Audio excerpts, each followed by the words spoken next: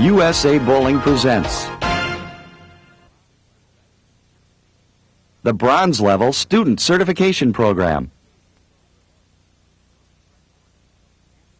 with Coach Fred Borden and the voice of men's and women's professional bowling, Denny Schreiner.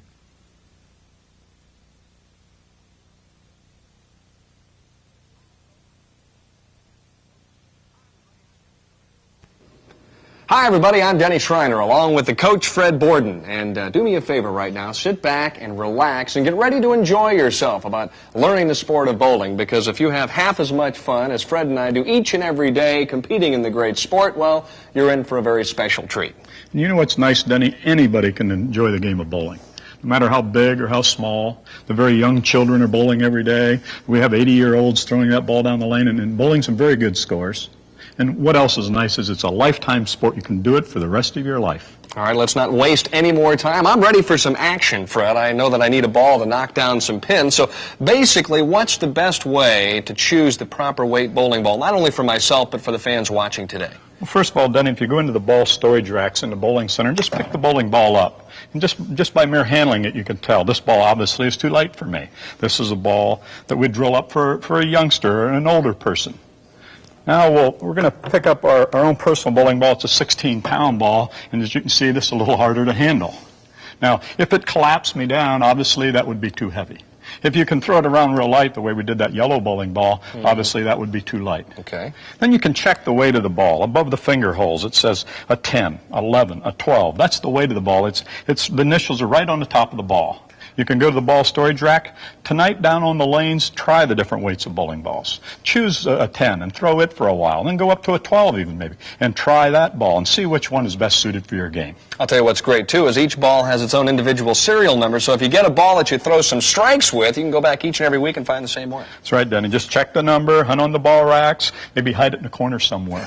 Okay, and when you go back next week or the next night, you can go find that particular ball that really feels good to you. All right, we've chatted a little bit, and about a 15.5 or 16-pound ball is just about right for my size. But I know it's also imperative to have the proper grip, because if you get to the line and you hang up, you might loft it. If you drop the ball behind the line, you're going to have problems with consistency there. So choosing a ball with the proper grip is very important. Yes, then, and you can go to the ball storage rack, and the first thing we're looking at is the hole sizes, the finger sizes. We put the fingers in the ball, and we'd like the fingers to be a little bit snug, not too tight. We want them real sloppy. And then the thumb, we'd like the thumb hole to be a little looser than the finger holes, because the thumb's going to come out of the ball first, then you impart a little rotation on the ball with your fingers. So number one, the hole sizes. All right, now I know also that we should talk about, should your hand be relaxed, should it be stiff or tight, or what's the best? We want a nice relaxed grip, Denny. We're talking about a conventional grip where we put the two middle fingers into the holes up to the second knuckle, then we drop the thumb in the ball. And what we're looking at here is we're looking at the span, the web of the hand. Now, obviously, if it's stretched out and too tight, it's not going to be very comfortable. And on the other side of the coin, we don't want it all hunched up and puckered up to where we're too narrow. We want something where the palm of the hand lays on the ball. So step one, get the good hole sizes. Then step two, get a nice grip where your palm of your hand lays on the ball, something that feels real comfortable. When you put your hand in that ball, your hand will know that it's right for you.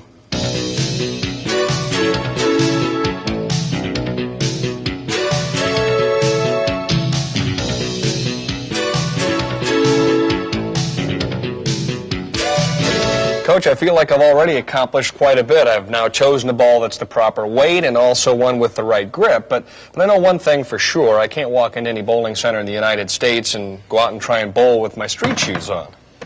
Well, Denny, that's right. And you can walk right up to the control counter, and they have the rental shoes, the different sizes. Just ask for the size. And the bottom, the rental shoes are a little different than your own personal bowling shoes.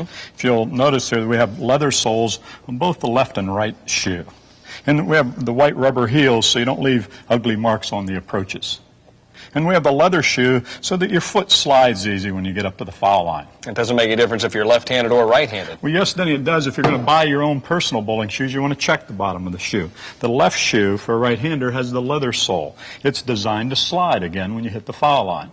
Now the right shoe has a rubber sole. That rubber sole, it's the traction foot, the step before the slide for the traction. So it is very, very important to mention that if you're a right-handed or left-handed bowler when you're purchasing your own bowling shoes. Now, I know this might sound like a silly question to most, but now I have a bowling ball and a pair of shoes. How do I get them from the bowling center back to my home? Well, then you just walk right up to the pro shop, and there's plenty of bowling bags in there, all different shapes and sizes and colors. I'm sure there's one that you're going to like, and any bowler, there's a bag there that'll fit their style.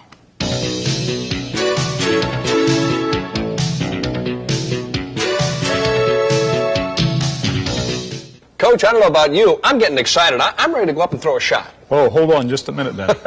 Before we do that, we better learn the proper way of picking that ball up off the ball return. We want to put one hand on each side of the ball so that that ball does not hit your hand coming out of the ball return. Yeah, that's not good for the game. No, I'd have to smart a little bit. Yeah. And you know, item 2 is cradle the ball in your left hand. We see people every day that pick the ball up with their hand. You know, that makes the hand tired. In the course of an hour or two of bowling, your hand gets a lot more tired.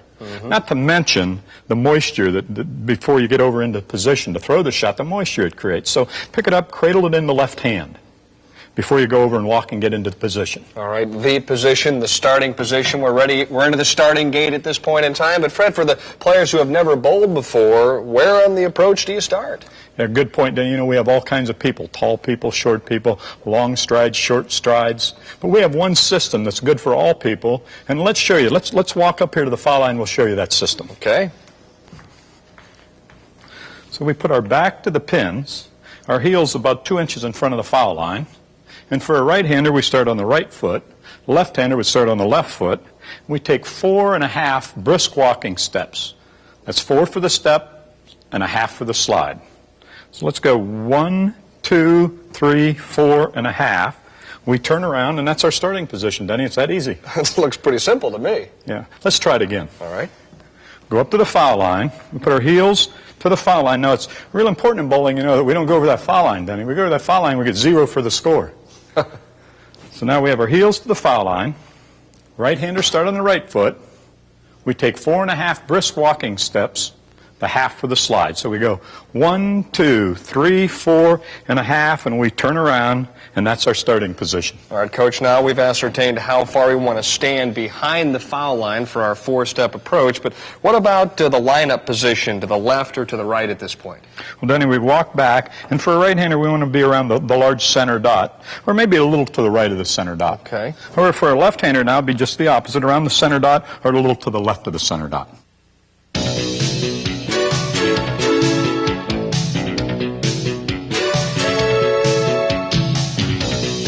Well, now we've got the lineup position established at this point. Fred, do you teach any particular type of stance position for a player that's just learning? Yes, Denny, we have 3 items of concern. We have waist down, waist up, and ball position. And waist down, what we want to do, we want to pull that right foot back for a little better balance, a little wider support system. Then we want to flex those knees. Take the stiffness out of the knees. Just flex the knees. Right foot back, flex the knees. All right, that's not too hard, but what about waist up now? Waist up now, what we're going to do there, we're going to tilt the spine just a little forward because we're going to go forward toward the foul line. Then we have ball position height. We like to hold that ball around waist high. A little lower if you're fast to the foul line, a little bit higher if you go slower to the foul line, but around waist high.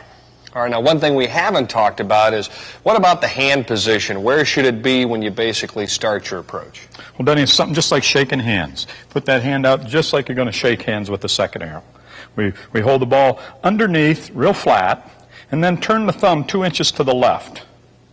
Or we also call it the money shot. When we swing back and through, we keep the thumb pointed in toward the wallet, back and through. The shake hands position or the money shot. Right here we have the hand position now. So now we have right foot back, flex those knees, tilt that spine just slightly forward, Right. Ball position, hand position. Point that thumb at 10 o'clock.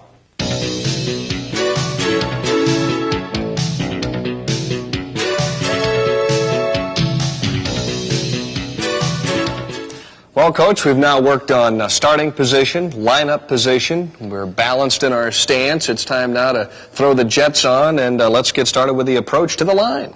Good, Denny. You know, we're here in a stance. We have the right hand, we're going to refer to that as the 0 position. The right foot is 0 position. So we have 0, 0. Now we move the ball and the right foot out at the same time. We call this the number 1 position. 1 with the hand and the ball, and 1 with the right foot. And you move them both at the same time. And we have them, the 2 ones, 1 and 1. Okay. Now we go 2 into the second step. So we have our second step 2, and the ball is right over top the right calf 2. Now we go into the third step. The right foot goes forward, step 3, and the arm goes up to shoulder height, number 3 with the arm. Now we come into 4. 4, the arm comes down as the left foot comes into the slide. So we have 4 with the arm in hand and 4 with the left foot as it's sliding. Now we go right from the slide right into the follow-through. Looks pretty nice to me. Let's do it in regular speed, regular motion. Maybe we'll get a little different feel for it. Okay, we're in our stance, in the starting position, 0-0. We go 2 1s, 2 2s, 2 3s, and 2 4s, and follow through.